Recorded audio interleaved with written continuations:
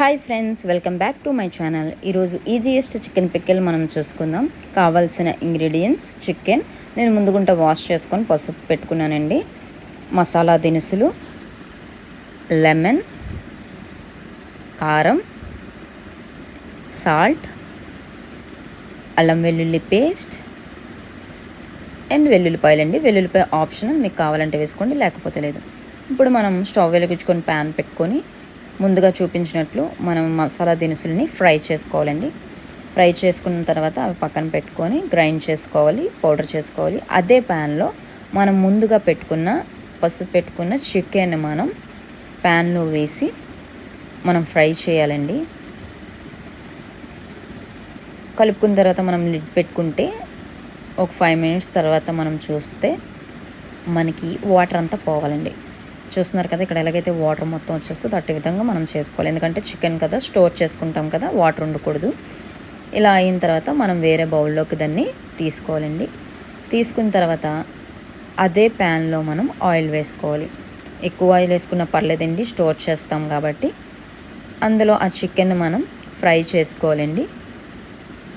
Medium ఫ్లేమ్లో పెట్టి మీరు ఫ్రై చేసుకుంటే ఈ కలర్ వచ్చిన తర్వాత మీరు ఆ చికెన్ వేరేగా తీసుకొని అదే ఆయిల్లో అల్లం వెల్లుల్లి పేస్ట్ వేసుకొని పచ్చివాసన పోయేంత వరకు చేయాలండి.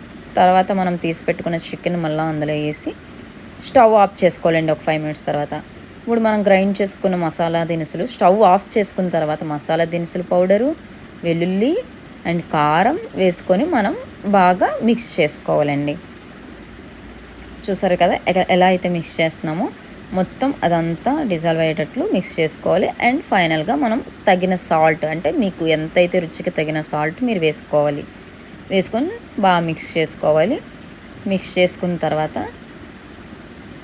లాస్ట్లో లెమన్ అనేది యాడ్ చేసుకోవాలి. మీరు లెమన్ యాడ్ చేసుకొని బాగా మిక్స్ చేసుకుంటే చూసారు కదా, ఇక్కడ ఎలాగైతే మీకు ఫస్ట్ కొంచెం ఆయిలీగా ఉన్న అది కొంచెంసేపు పోయాక అలా థిక్ అయిపోద్దండి. మీకు పచ్చడి కన్సిస్టెన్సీ అయితే వస్తుంది, పికిల్ కన్సిస్టెన్సీ.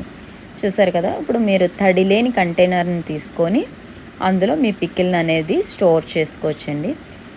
ఇది ఎన్ని రోజులైనా మీకు ఉంటుందండి, స్టోర్ చేసుకోవచ్చు. చాలా టేస్ట్గా కూడా ఉంటుంది. అందరూ ట్రై చేయండి. చేసిన వారు కామెంట్ చేయండి. మన ఛానల్ని సబ్స్క్రైబ్ చేసుకోండి. చూసారు కదా, చికెన్ పికిల్ అయితే రెడీ అయిపోయింది. చాలా క్వాంటిటీ వచ్చింది. అందరూ ట్రై చేయండి. Thank you so much. Thank you.